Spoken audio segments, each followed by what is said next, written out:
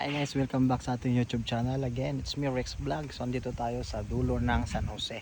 So nakikita nyo dito sa likod ko, ito ang hanging bridge na kukonekta ng San Jose to Pulo.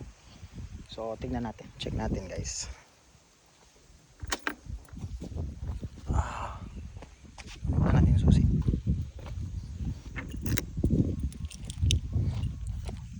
So this time, ito ang titignan natin kung pwede ba yung sasakyan. Hindi. Kasi first step pa lang, ganyan na siya. Parang walang masyadong dumadaan dito.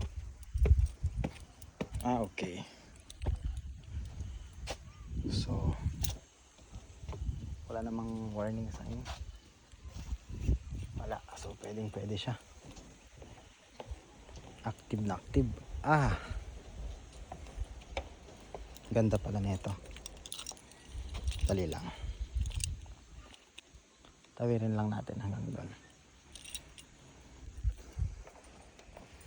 So ayan guys, papunta na tayo. Tatawirin natin to.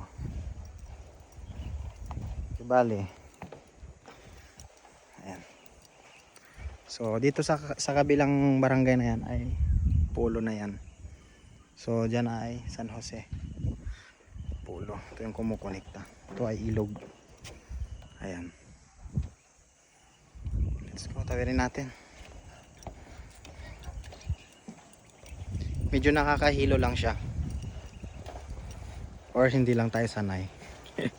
Siyempre sanay na. Sa dami-dami ba naman na hanging bridge na pinuntahan natin sa bandang Ilocos, La Union, ganyan.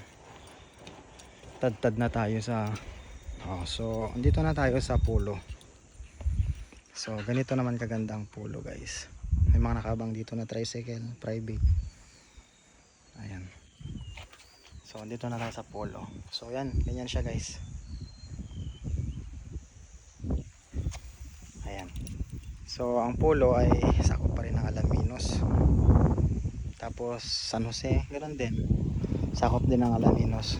After ng San Jose, Pugo. Tapos yun na, palabas na siya ng highway. So hindi ko alam. May tricycle pa sila. Hindi ko alam. Ngayon lang ako nakapunta dito sa tagal-tagal kong nandito guys. Ngayon ko lang ito napasyal.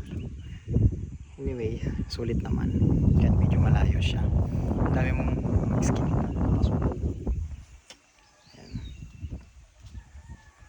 So maganda yung pagkakagawa niya. Ayan. So yun lang. Shoutout sa lahat ng mga sulit dyan na followers natin. Huwag kalimutang mag-subscribe. Rex Vlog.